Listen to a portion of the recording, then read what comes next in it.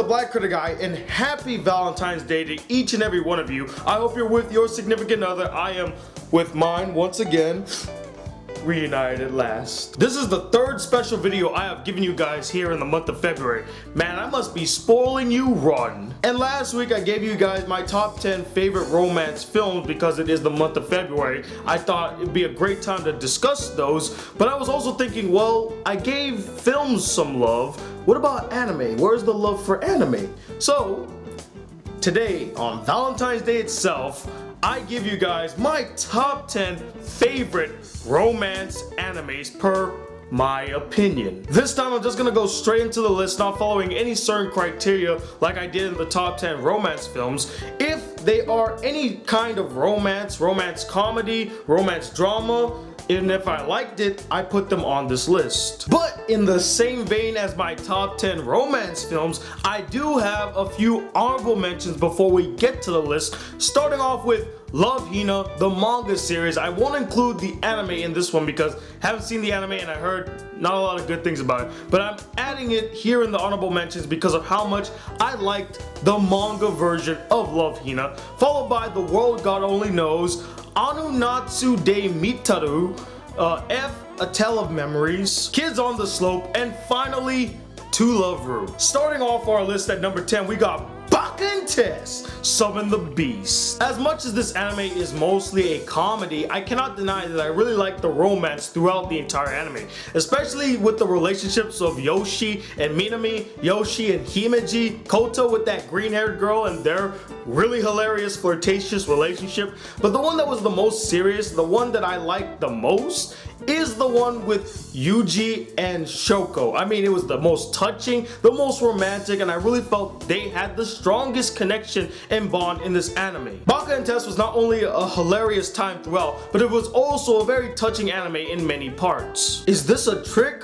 or is this my number 9 choice? Is This a Zombie? Now, I'm not including Is This a Zombie of the Dead when I'm talking about Is This a Zombie, because that one really focused more on the comedy than building the relationships, unlike Is This a Zombie, which the main focus of this anime was building bonds and relationships with these characters, and I really liked that. I mean, I found IMU's relationship with various girls in this anime very touching, very emotional, and quite charming in some parts, and I felt like they did have a strong bond and connection. My two favorite ones is the one with that vampire girl who he shared a kiss with, and now because of their customs she wants to be his wife, which I found really hilarious, and they're just so cute together. But probably the strongest one is Ayumu's relationship with Euclid. I mean, it is really dynamic, really strong, and I found her really adorable, and their relationship was very adorable. It just made me go, oh, that's so cute. All my favorite and most memorable moments from the first season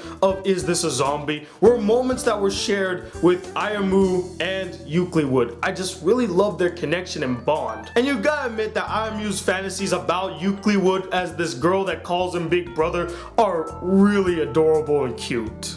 You cannot deny that. Number 8 is The Familiar of Zero. Now, this anime was my first ever introduction to the tsundere type character, and I never looked back since. I just really love the back and forth banter and the love-hate relationship between Saito and Luis. Now, it does get annoying later on in later seasons, but I heard that they calmed down in the 4th, which I really like, because whenever they had really sentimental moments, you really felt it. Like, you felt a strong bond with them, and they really cared for each other. I still remember their first kiss, this picture right here, which introduced me to the anime, and I will never forget that. Overall, their relationship, their dynamic, and the comedy that came from their relationship is what really held this anime up and made for one of my all-time favorite romantic comedy animes. Number 7 on my list is Lovely Complex. I remember when I first saw this anime, I fell in love with it instantaneously because I really love the relationship and dynamic between Risa and Otani. I felt like it was really good, and I loved how they played off the fact that she was really tall and he was really short, and it didn't really matter. They just really cared about each other. Now, it was a bit rocky at first because Risa did get friend zoned time and time again until finally Otani came to her side and they ended up together, but it was the build up to their relationship that I really love the most. And also I really related to Risa being friend zoned by someone she really liked. I mean, I've been friend zoned a lot of times, and I know some of you out there also know the feeling of being friend zoned. It's not a good feeling, and the anime does a really good job at addressing that. But seeing her beat the friend zone brought a huge smile to my face, and I just really enjoyed their relationship. I really enjoyed their dynamic, made for many hilarious situations, and one of my all-time favorite romantic comedies. Again, really enjoyed it. Number 6 is truly one of the classics, Urusei Yatsura. Now you all know my feelings towards Urusei Yatsura and how much I really love the relationship between Ataru and Lum. Hell, they made the #1 spot on my top 10 anime couples, which came out literally a year ago today.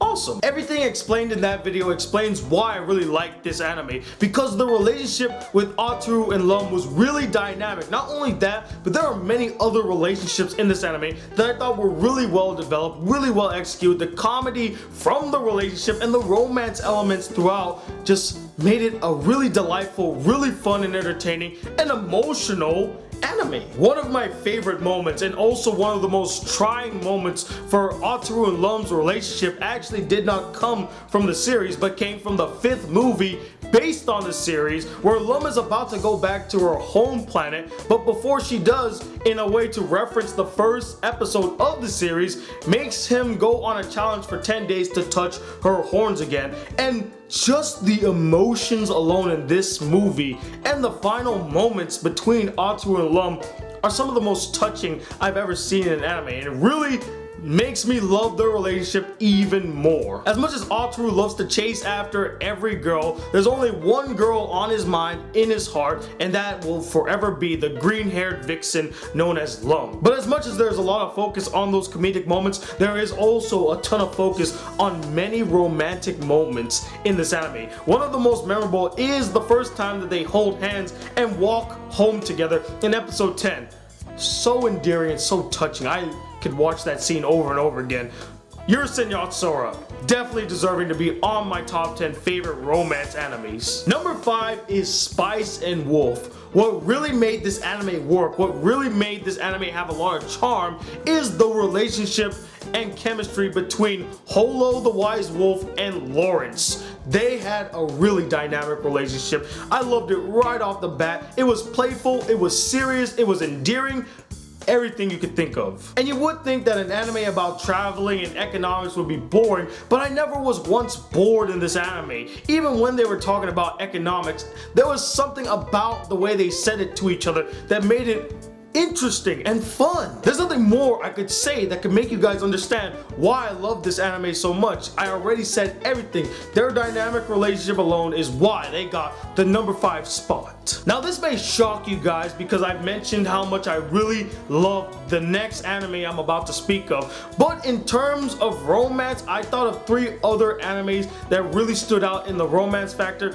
but that does not mean I will not mention my number 4 choice, and that is School Rumble. What can I say? I just love this anime. Not only did it have some good comedy, good characters, good drama, but it had so many good romances. And what made School Rumble one of the best animes and best romance animes I've ever seen is because it's not only focused on one relationship, it's focused on multiple relationships, each one of them dynamic and interesting than the next. I mean, you got Kurosama and Tenma, Tenma and Harima, Harima and Yakumo, my personal favorite that never did come to fruition, which broke my heart. You got Karen and Imadori, you got Makoto and Aso, and the list can go on. And many of these romantic relationships don't really happen. They're more or less unrequited love, which makes it even more relatable, more realistic, and honestly, more funny. I mean, you cannot deny that if Harima got Tenma in the first episode, it wouldn't be as fun as seeing Harima try time and time again to get Tenma's heart, because those scenes were priceless. Priceless. I've praised this anime to death already. You all know how I personally feel about this anime. I absolutely love it. And with all those things, including the things I mentioned now, those are the reasons as to why School Rumble is number 4. But as much as I really love the romance in School Rumble, there were 3 other animes that stood out more, starting with my number 3 choice, Honey and Clover. one of the most relatable and realistic animes I've ever seen. It's almost in the same vein as 500 Days of Summer was to me. I mean, I really related 100% to the main character's dilemma of unrequited love. And that's what this anime is mainly focused on, how unrequited love is abundant in our lives and sometimes it's hard to deal with. I mean, I teared up a couple of times because of the situations that these characters get into and how their love and their emotions are not given back even though they tried so hard. But as much as there's a lot of drama in the anime, that's not to say that there aren't any comedic moments. There are a ton of them, and I felt like most of the characters are well developed and all have interesting relationships. Honey and Clover really handled the romance very well to the point where it was very realistic and very touching, and that is why I put it at number 3. And now we get to the top 2, guys, and starting off at number 2 is an anime I bet you all were expecting to hear sooner or later, and now here it is. At number 2 is Amagami SS. Yes, Amagami SS. Not only did I really enjoy this anime on a romance level, but I really love the fact that they actually had him end up with all 6 of these girls. It easily could have just chose one girl and he ended up with that, but no, we got to see each one of these relationships unfold in a romantic way, and I loved it. And once more, the romance between Juichi and these 6 girls all felt genuine, all felt caring, and were very emotional, and I really liked all of them. The one I liked the most, of course, is the one with Tsukasa and Juichi. It'll still be my all-time favorite in this series, but I can't deny that each one of the relationship had a bit of charm to him, were dynamic, and I really enjoyed them. And honestly, there's nothing more I could add. That basically states my point as to why I love this anime so much, and I cannot wait to see the second season next month during sequel month. So that's gonna be really fun. And like I said, I just love Amagami SS. It's definitely an anime worth watching for any fan of the romance genre. You have to see this anime. You have to. But as much as I really love Amagami SS, Honey and Clover, School Rumble, and all the other animes I mentioned, there was no competition for my number 1. In fact, I reviewed this anime just recently, and I mentioned in that review that this anime is the quintessential romance anime, and that is Oh My Goddess. The minute I even thought about making this list, I knew exactly who number 1 would be.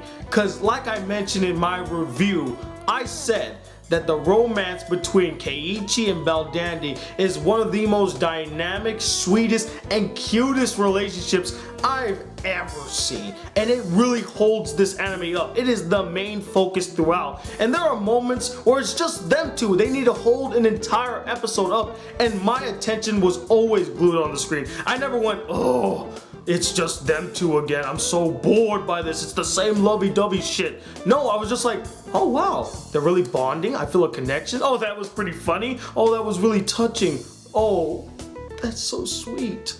That is how I felt when it was just an episode of them two. And honestly, if it was just an entire series of just them two, like Spice and Wolf, I probably would have still loved it a lot. But I don't want to beat a dead horse here because I did talk about this in great lengths in my review, so I will put an annotation right here so you guys can go check out that review and see why I really love the relationship between Keiichi and Belldandy and the anime as a whole, because Oh My Goddess is definitely my choice for the #1 best romance anime I ever seen. And those, ladies and gentlemen, were my top 10 personal favorite romance animes. And I would like to know, what are your personal favorite romance animes? Did I mention them on this list, or did you feel like I left any out? And I know, I bet you, a lot of you are gonna mention Clannad, aren't you? You're typing it in the comments right now. There you go. I will be watching it soon, I promise. Just be sure to comment below and let me know your personal favorite romance animes. And stay tuned, I have a bunch of movie reviews heading your way because a lot of movies came out today for Valentine's Day that all the couples are gonna go see and spend their money on, so I'm gonna be at the theater for a while now. But until those reviews come, hit that subscribe button if you're new to my channel. Welcome to the Black Critic Guy. Like this video if you really enjoyed it, and happy Valentine's Day to each and every one of you. I'm Tony Wadley, the Black Critic Guy. Till then, Peace, YouTube.